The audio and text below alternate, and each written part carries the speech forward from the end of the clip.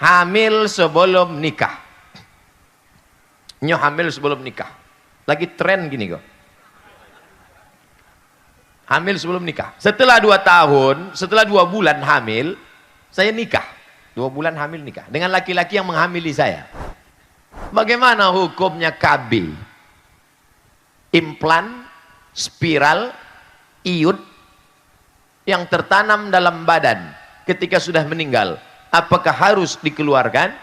Yang bisa dikeluarkan.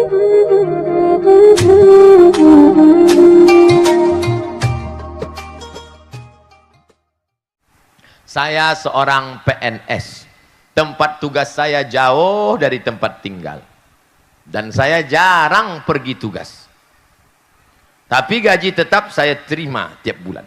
Dan sekarang saya merasa berhutang kepada negara. Kepada siapa saya seharusnya membayar hutang? Kalau inyo pegawai Pemda Kampar, maka dia berdosa kepada seluruh masyarakat Kabupaten Kampar. Maka duit yang kau makan itu makan gaji buta, makan duit haram. Sejak kapan kau tak masuk kantor? Sejak 1 Januari 2010, sekarang 2019. Semua gajimu itu kau serahkan ke masyarakat Kampar, serahkan ke Basnas Kampar, supaya disalurkan oleh Basnas ke seluruh fakir miskin yang ada di Kabupaten Kampar. Jangan tobatnya cuma istighfar. Astaghfirullah Rabbal baraya. Itu duit Kampar yang orang ambil. Alah selesai bu ya.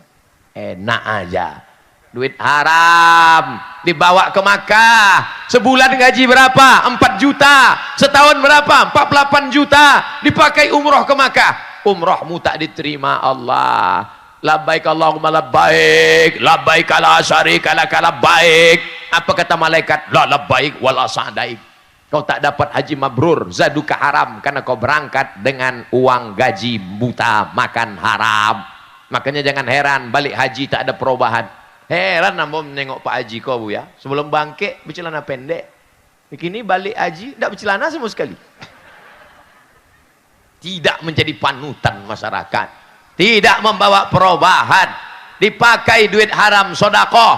Duit haram tak bisa dipakai sodakoh. Innallaha thayyibun la yaqbalu illa thayyiban. Allah itu maha baik, dia tidak menerima kecuali yang baik. Thayyib artinya baik, thayyib artinya baik. Kini thayyib tak pulang-pulang. Apa hukumnya seorang janda ditinggal mati suaminya? Janda lah itu. Suaminya meninggal, janda. Kemudian menikah lagi dan mengambil dana pensiun mantan suaminya. Karena faktor umur orang ini tak mau berpisah lagi, sedangkan perolehan suaminya sekarang tidak mencukupi untuk kebutuhan hidupnya. Pensiun bapak itu sebetulnya gaji bapak yang disimpan oleh negara. Gaji bapak sebetulnya 4.500.000. Yang 500 itu ditahan oleh negara supaya nanti di hari tua diberikan, karena takut tuanya tidak bisa makan karena tak ada kerja. Jadi sebetulnya pensiun itu punya awak, duit awak yang ditahan oleh negara nanti diberikan. Maka kalau saya meninggal, janganlah saya. Kalau ada orang meninggal, PNS, meninggalnya, inyo ada pensiun. Siapa yang berhak menerima pensiunnya itu? Maka sama seperti harta milik dia. Kalau awak meninggal, yang berhak menerimanya adalah ahli waris. Istri, berapa istri dapat harta warisan? Istri mendapat 1/4 kalau indah ada anak. Kalau ada anak maka mendapat 1/8. Maka bini yang mengambil seluruh pensiun suaminya, dia makan haram. Karena yang dia punya cuman 1/8. Sisanya dibagi kepada ahli waris yang lain. Begitu juga kalau ada uang tunjangan. Ada namanya uang, tahu uang apa gini? Uang tunjang, uang sipak, uang sikut, uang sundul, uang tanduk, tahu uang apa? Uang cedok. Uang lumpek. Dia dulu pegawai tupai. Ajal atau kematian itu tak dapat ditunda dan tak dapat dimajukan. Betul. Walau sesaat. Iku ayat Quran. Berani membantah Quran. Mana ayatnya Pak Ustaz? Idza jaa ajaluhum. Kalau ajal sudah sampai, la yastakhiruna sa'atan, tak bisa ditunda walau sesaat, wala yastaqdimun, tak pula bisa dimajukan walau sesaat. Tidak akan mati seseorang kalau tidak diizinkan Allah. Ya? Mana pertanyaannya? Bagaimana dengan orang bunuh diri?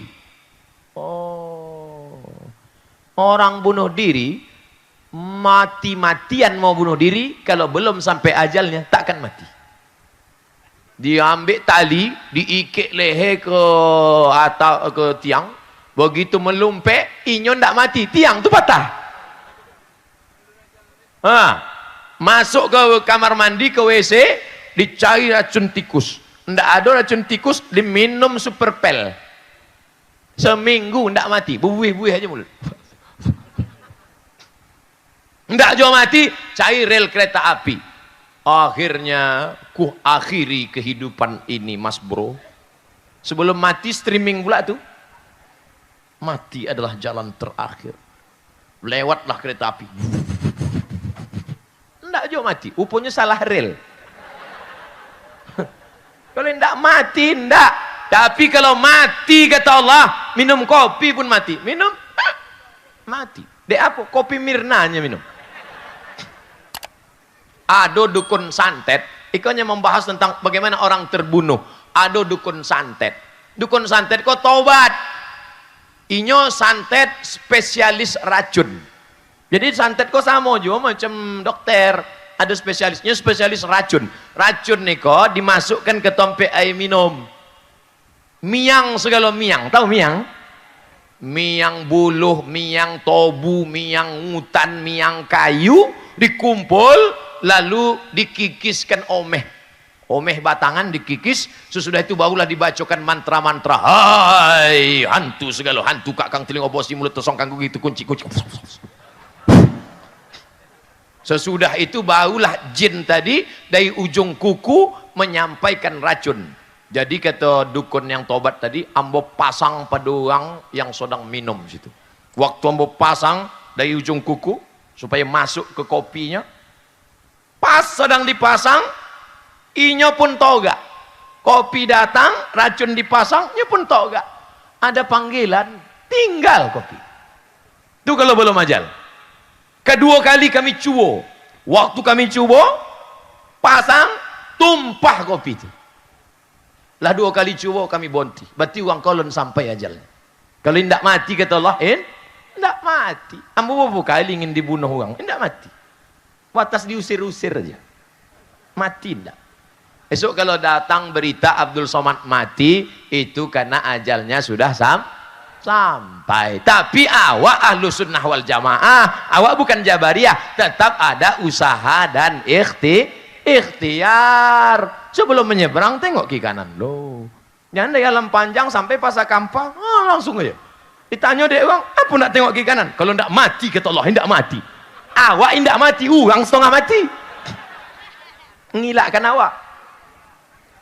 Itulah paham ahlu sunnah wal jamaah. Kalau jabariyah katanya tidak ada ikhtiar. Awak kok jabariyah. Sedangkan qadariyah, mu'tazilah katanya tidak ada takdir. Sedangkan awak ahlu sunnah wal jamaah takdir ada, tapi tetap ada al-kasbu wal ikhtiar. Itulah dia Imam Abul Hasan al-Ash'ari ahlu sunnah wal jamaah. Di zaman jahiliyah, anak perempuan lahir langsung dikubur hidup-hidup Pak Ustadz. Ada yang tak langsung mati, tertahan dia.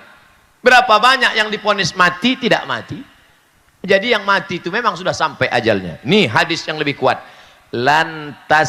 Lantamuta nafsun, orang indah akan mati hatta tastakmila rizqaha wa ajalaha, sebelum rezekinya penuh dan ajalnya sampai. Kalau udah rezeki awak indah akan pindah ke mulut orang.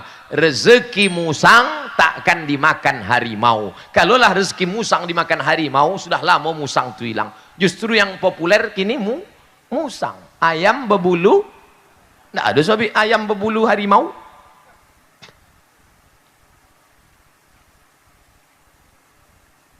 Bagaimana hukumnya KB? Implan, spiral, iud yang tertanam dalam badan ketika sudah meninggal, apakah harus dikeluarkan?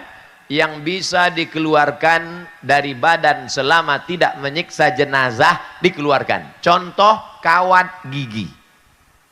Dulu yang berkawat itu jemuran, sekarang gigi berkawat.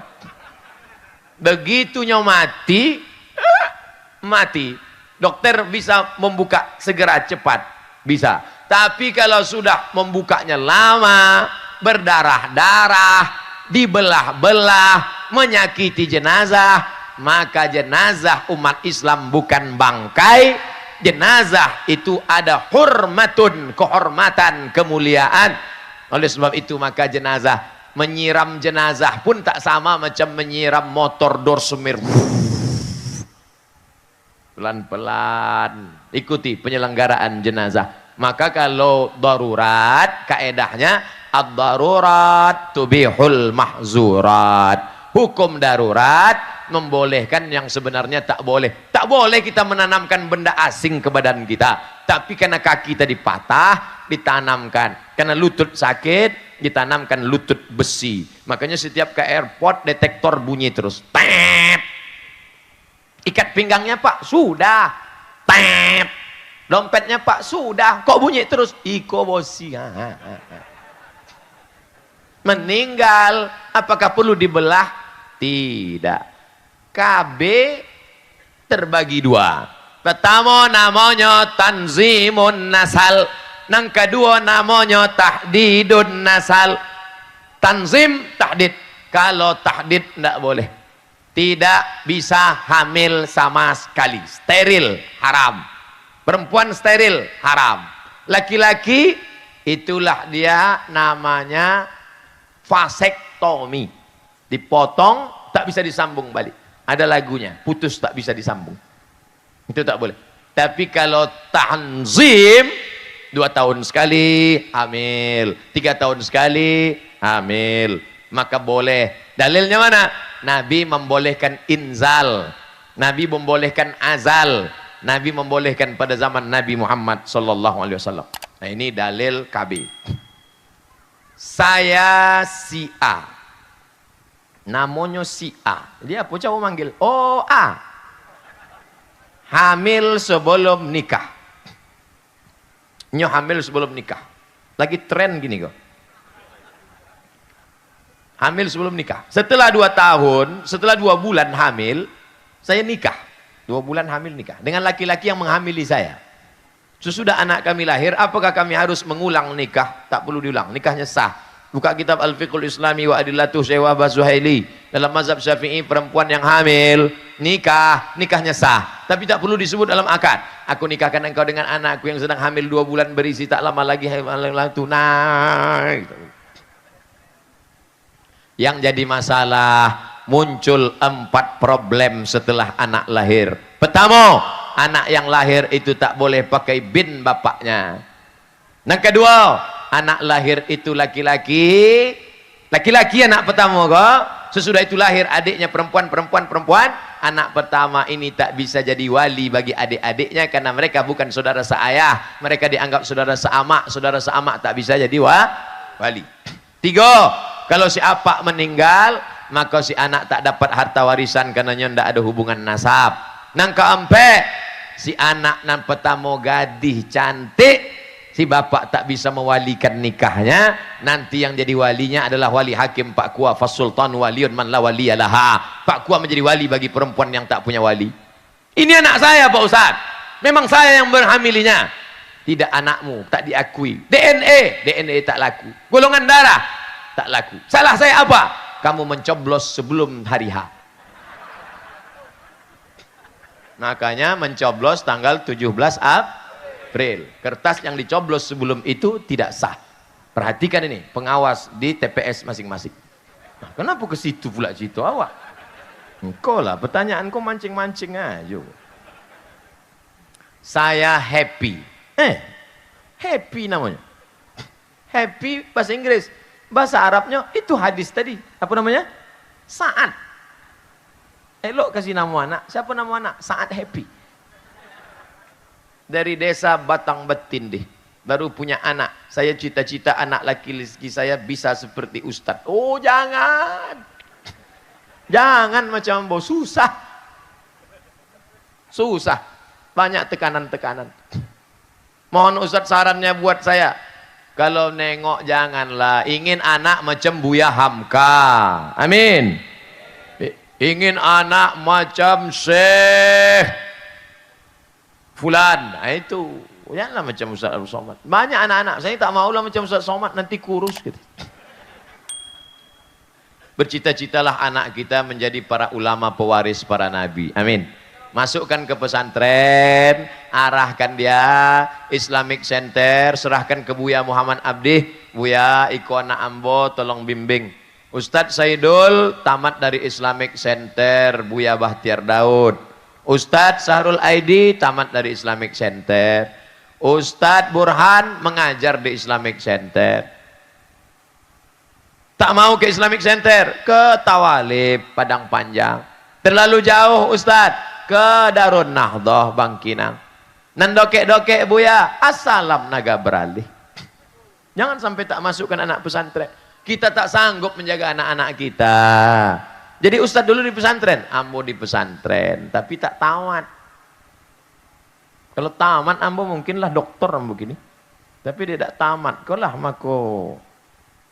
Tapi emak orang tua tak pernah berhenti. Oleh sebab itu ibu jangan pernah berhenti. Berhenti ibu sedetik, anak sudah diambil oleh narkoba, LGBT, Twitter, BBM, WhatsApp. Jangan pernah berhenti. Terus, ibu yang suka merepet, lanjutkan.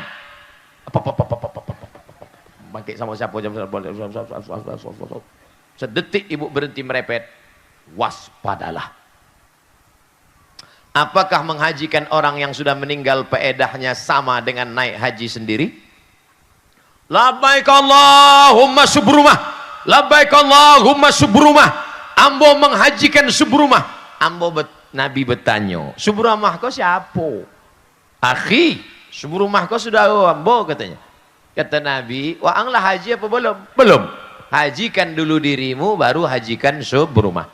Ibu-ibu yang sudah haji, nanti waktu haji yang kedua, hajikan amma awak, hajikan datuk awak. Bapak-bapak yang sudah haji, haji yang kedua, hajikan datuk nenek, mama, alim, ulama, cerdik, pandai yang belum haji. Badal haji, dua-dua dapet, awak dapetnya dapet.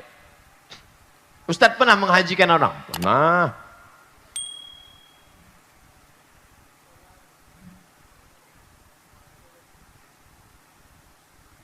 Berbeda pilihan politik. Biasa beda pilihan.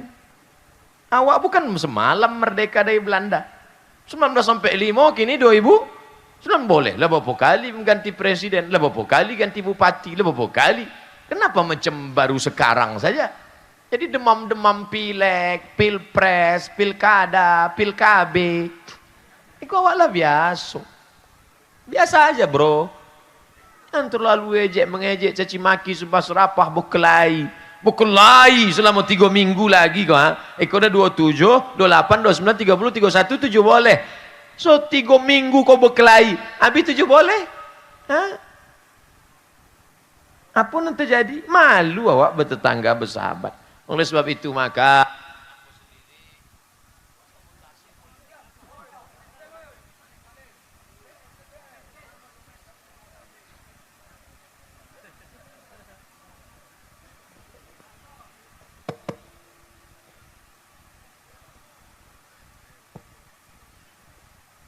pilihlah wakil-wakil rakyat yang memperjuangkan pendidikan agama. Setuju? Pilihlah pemimpin-pemimpin, tengok partai yang mengusungnya, tengok track recordnya, pandang bagaimana perjuangannya. Ini anak-anak bangsa yang baik-baik, tapi kita disuruh memilih yang terbaik. Gunakan telinga, dengar baik-baik. Gunakan mata, pandang baik-baik. Gunakan hati, istikharah. Usolli sunnatal istikharah politik lillahi ta'ala. Nanti 17 April sholat subuh berjamaah. Habis sholat subuh berjamaah, tablik akbar. Habis tablik akbar, sarapan pagi bersama, dalam kurung bawa nasi, lontong sayur, katupek, gulai paku masing-masing. Habis itu zikir muhasabah. Astagfirullah. Habis itu musolawat. Sampai jam 8 langsung ke TPS, kawal bersama sampai penghitungan. Maka insya Allah negeri ini akan aman, damai, tentram, baldatun, thayyibatun, warabbun. Dua, berbeda dalam memahami ajaran Islam. Berbeda memahami ajaran Islam. Kita di Kabupaten Kampar, akidahnya Asy'ari, fikihnya Syafi'i, tasawufnya Sunni, bukan falsafi. Itulah kaedah kita, Ahlus Sunnah wal Jamaah. Apakah menghaji? Udah, itulah kaji kita petang ini, mudah-mudahan bermanfaat. Pengajian 60 menit, tanya jawab 20 menit, ditutup dengan doa. Ala hazihin niyah wa kulli niyatin salihah. Al-Fatihah. A'udzubillahi minasyaitonir rajim. Bismillahirrahmanirrahim. Alhamdulillahi rabbil alamin. Arrahmanir rahim. Maliki yaumiddin. Iyyaka na'budu wa iyyaka nasta'in. Ihdinas siratal mustaqim. Siratal ladzina an'amta 'alaihim ghairil maghdubi 'alaihim waladdallin. Amin. La tada' lana dzamban illa ghafartah. Pulang kami dari majelis ini dalam keadaan bersih dari dosa-dosa. Wala dainan illa qadaitah. Lepaskan kami dari hutang piutang riba. Wala maridan illa syafaitah. Yang sakit-sakit angkat penyakitnya, sehatkan selamanya. Wala maitan illa rahimtah. Yang sudah meninggal dunia lapangkan kuburnya. Wala raghiban illa anjabtah. Yang sudah menikah belum punya anak, kasih anak yang soleh dan solehah. Wala aziban illa zawajtah. Yang masih lajang, masih gadis, temukan dengan jodoh yang baik-baik. Wala hajatan min hawaijid dunya wal akhirati laka ridha wa lana fiha shalah. Segala hajat dunia, hajat di akhirat baik bagi kami dan ada maslahah dunia akhirat, maka tolong supaya hajat kami itu mudah untuk kami ya Allah. Allah marzuqna imaman adila. Berikan kami pemimpin-pemimpin, wakil-wakil rakyat yang adil dan amanah. La tusallit alaina bidzunubina man la yakhafuka wa la yarhamuna. Jangan angkat pemimpin kami para pengkhianat, orang yang tak sayang pada kami dan tak takut pada Engkau ya Allah. Rabbana atina fid dunya hasanah wa fil akhirati hasanah wa qina adzabannar. Wa sallallahu ala sayyidina wa maulana Muhammad wa ala alihi wa sahbihi wa sallam. Walhamdulillahi rabbil alamin. Taqabbalallahu minkum minna wa minkum taqabbal ya karim. Terima kasih segala perhatian. Mohon maaf segala kesilapan. Wassalamualaikum warahmatullahi wabarakatuh. Jangan lupa subscribe, like, and share.